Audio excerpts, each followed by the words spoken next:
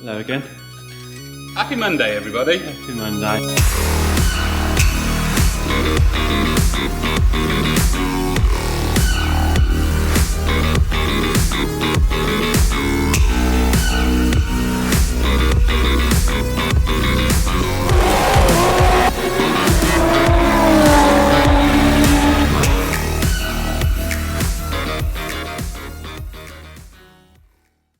It's another week. No pressure. 4 days to the dyno. Yeah. Well, on the 4th day is the dyno. Yeah. So 3 days of work, and one of those things is 6 times EGT probes in a very complicated, very posh exhaust system. So yeah, I'm just trying to get that angle of the dangle correct, because these have to be able to slot in with a boss that's got to be welded at a perfect angle, and these basically have to stay at exactly the same distance from the heads, from the head flange as each other, and they have to go in the exact same amount as well.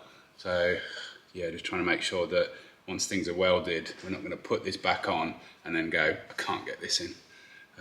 But yeah, nice early 9 o'clock Monday morning job for me. No pressure. No pressure. It's going to run today though. Yeah. If I stop blinding myself. Well, you say that, but we've got a lot of welding to do, and there's a big can you just from Craig. Yeah. Can you just and not walk this, please? And there's a bit more wiring to do as well. For this, so, yeah. Just a bit, you know. Yeah, let's just get it done. I'm more worried about the Lambo, to be honest. Yeah. Oh, the interior, Ed's coming with the final bits of interior, so he's coming tomorrow evening. Okay. So we've got to get that sorted as well. So yeah, plenty to do. Yay! Car shows. Round here at Dyno Talk with the obvious, can you just? We've just tacked these in the vise because it's really, really important that they are absolutely in line with the flanges, because that's basically the clearance that we've got. It's really fine there. So yeah, we've just tacked all 6 of these, and now Craig's going to do his best to walk them.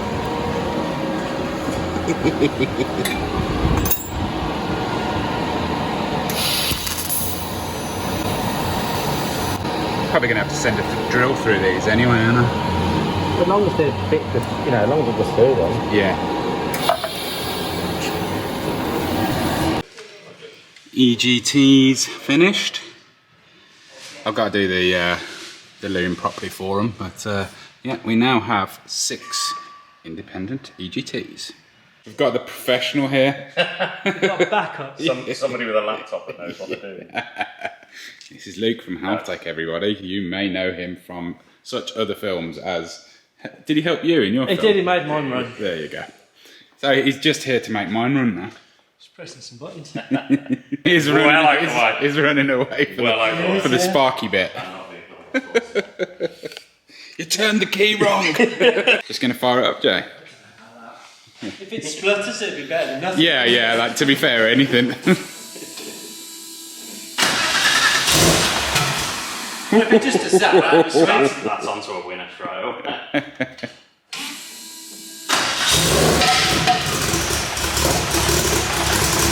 Woohoo! Is that front firing a little bit? Might be. Yeah. It does sound a little bit slim. We've now got our EGT reading correctly, all 6 banks. Does that mean it's time again? I think it is time again. Okay. Jay, to the key. I'll swap I know what you want to do. I'm running away. I'm not stopping. One sec, let me just have a double sanity check. Nothing in the way of anything. Okay. Hit it. Woohoo!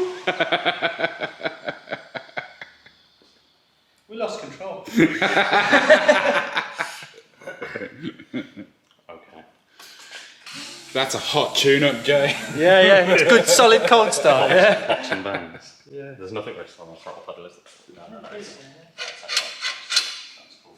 Yeah. Okay. I didn't see what the throttle went to be fair, when we started it. You didn't see it. So. It wasn't wide open throttle, but it was cracked. You can limit the throttle on either. Okay, go.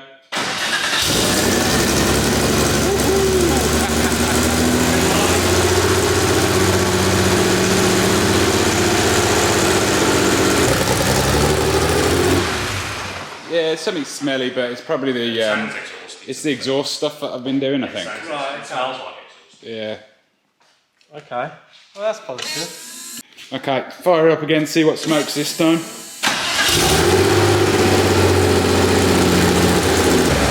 EGT's looking evenish. No, that one. Now we're down on 6. Yeah, it's not firing 6, is it? Doesn't look like it. Okay, just trying to diagnose a 1-cylinder down, and we've got a Noid. It's not glowing, so does that mean... I wired it right. So that's the coil, is it? I wired it right. It could be the lead, actually. So what we've done here is we've swapped number 6 injector with number 5 to see whether the injector is the fault, because the wiring, Jay's wiring specifically, perfect, and seemingly the lead is perfect as well to the spark plug. Can't see any leaks just yet. Fire it up and we'll watch the EGTs again.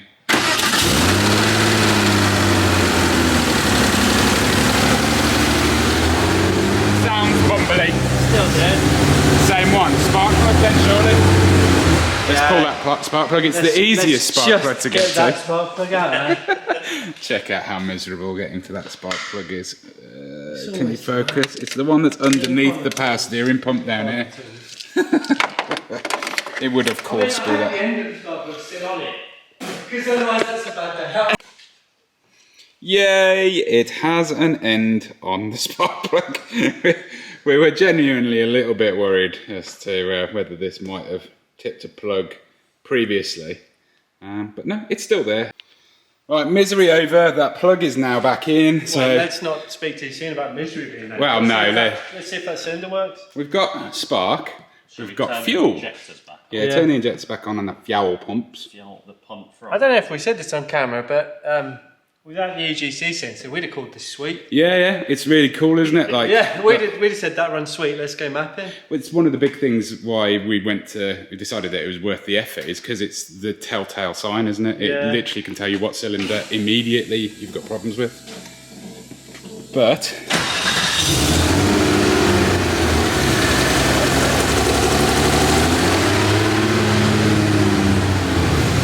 going up? No. Still not going up. Still not going. So we have just not filmed the last hour. What is your sad noise about? What did you drop? The stupid adapter. So yeah, we have been trying to get to the bottom of this fault. The most bizarre thing happened. It's probably the most bizarre thing I've seen on a car for some time. So we're trying to pin out that injector that may or may not be working, the number 6 injector. So we come to the ECU and we unplug the ECU, and this connector, which is now not too bad, was full of petrol. Literally stinks. So was this side of the connector here. It's been cleaned out now because we've actually been trying to track down the issue. Most bizarre thing I've ever seen. The fuel pump's nowhere near it. There's no fuel lines that go anywhere near it. And then we got the man round. And what was the word the man used? Capillary action. Capillary action. So these fancy as-new injectors, ASNU injectors that we've got, Are not as new. Oh, yeah, shit. So basically, again, I've dried it off because we're trying to diagnose the problem and not set anything on fire. It is basically, fuel is coming up out of the injector connector here, and it is being, with so much pressure, it's pushing it down the actual wire of the injector harness here, down these, all the way to the ECU. I have never seen anything like it in my life. Why do you know what that is?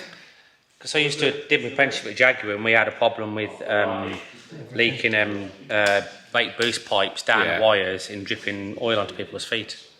And basically, I mean, pressure will take it down a wire anyway. Yeah. But the electrical current can actually help drag it down the wires as well. That is That is absolutely like the most bizarre thing I've ever seen. So, and that's if you get like water in wires as well. You know, when you get wires that are black all the way along the wire. Oh yeah, try and find a lot of time that you'll get wire and it will drag like all the crap in that along the wire and just corrodes the wire and kills it. Madness. So it's absolute madness. So what we've done is just go back to the shelf. Yeah, find the injectors that we removed from this car, which it was running perfectly on, but I just presumed that they were old and maybe not up to the job of more boost, more power. Check the part number on them, and they're basically 870cc Siemens injectors. So yeah, we're putting the old injectors back in without the little adapter things, and hopefully it will all be good. It'll run lovely and won't stink of fuel and won't fill a very expensive ECU with fuel, which would be nice. Just doing some maths there, mate. Yeah, just a little bit. Just a little bit of maths. Just a quick change for the new injectors, or the new old injectors, and then we shall be attempting it for the lot of times. 20th time. Okay. Here we go. Here we go. Ah, yeah, that sparks. We need sparks. Boom! Yeah, it's going to fire 8-foot flame out the exhaust now. Here we go again. Yeah.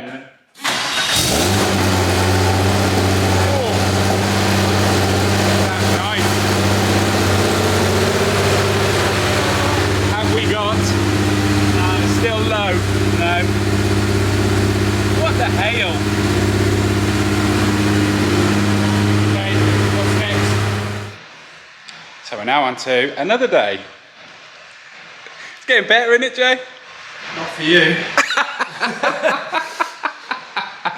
We have been battling this problem with cylinder 6 not working.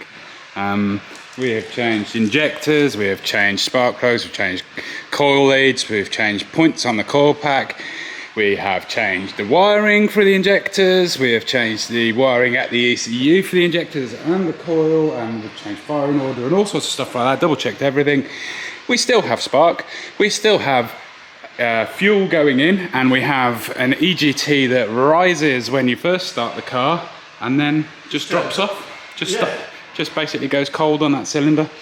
So what I've done is get the danger tool out. This tool, the one that nobody needs in their life, and sad things happened. You're going to show the results. Not that it fixes our number 6 problem. It doesn't have anything to do with this. So basically we've got number 6 is the back cylinder up here. That one is absolutely fine. We basically got the same, and then cylinder 1 on this side, the same, cylinder 2 on this side, cylinder 3 is down 2.5 bar.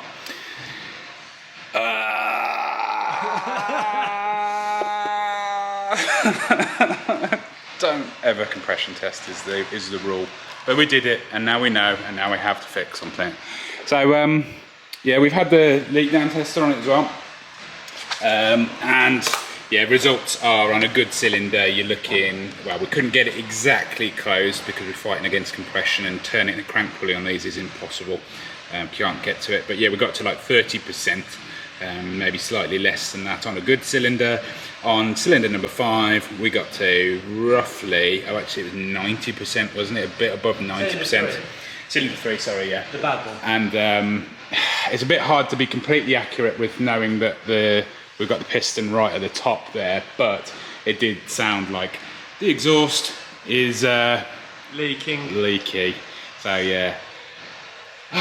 Currently hoping that it's just a valve lash adjustment, but that's a very big hope. I think that's a pretty strong hope. But yeah.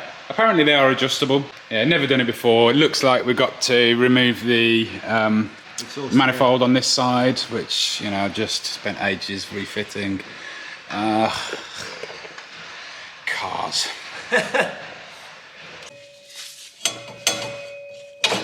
Well practiced at this now. Such a nightmare. I mean, looking at photos of a standard one, this was much easier. Is it? Yeah, they've got cats and heat shields and right, okay. all sorts of horrors up there. So, the question is, can you see the Exhaust valve. And the answer is yes, you can. Right. Can you see anything wrong with it? It doesn't look massively seated. Oh, it might not be. It's not snapped in half though. No, it's still got an exhaust valve. Yeah. Hey, well, I need to get a better angle. You see? I can see. Yeah, it doesn't look like, there's a weird mark on it, but... There is, isn't there? Should I poke it? See whether it just disintegrates. No, it's just sooty. Sooty, not sweep. Okay. Yeah, let's see what happens.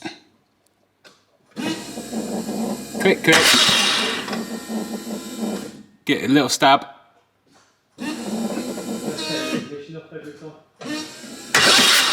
Oh, we nearly caught it then. Come on. Oh, stop. Okay, perfect. Yeah, the valve is up. Let's see what we can see. So yeah, we're not convinced that there isn't a problem there with the valve seating. We've had the bore scope up there as well. Can't see any really obvious chunks out of anything. But yeah, we're gonna, while we're here, take the rocker off, have a look at the exhaust valve lash. But to do that, we've just got to drain the oil quickly. Everything's just got to do this quickly, and it's never bloody quick. It's already lunchtime. Yeah. We lost another day. Yeah, already. So in a way, it's always nice to investigate things on this engine because it seems extremely posh. I don't actually know the spec of what it is, but yeah, it's got some fancy gold top caps, spring top caps. There's a little bit of click there, which means that the valve should be being allowed to do what it wants and close properly. But that one definitely does have more. That's like a proper click clack there, and that one is. Here we are then, doing vintage car things. I know that's slightly too much now. I've just set that anyway. I think it's pretty similar to what it was like. It's got it had a tiny bit of play. It's got a tiny bit of play there. This one, I know the valve's under pressure on the lobe now. Yeah. But yeah, basically quite convenient being able to see the cam because you can see up there. We just rolled it onto the back of the cam to know that the valve's completely closed under the spring pressure. So I'm talking about this like I know what I'm doing. I really don't. Just so it's been a while since I did anything like this. E30s had these. I remember throwing an engine away once and snapped a rocker on. I think I changed an engine in an S14, SR20 engine. Oh, sorry, I snapped the rocker shaft. I'm not going to say an arm. Yeah, that's slightly different.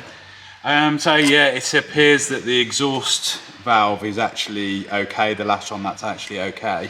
So what we're going to do is stick the leak down tester back on it now and physically sort of hear how much air is coming out of this now that we know that it's 100% closed and that the lash, it hasn't got any preload on it at all.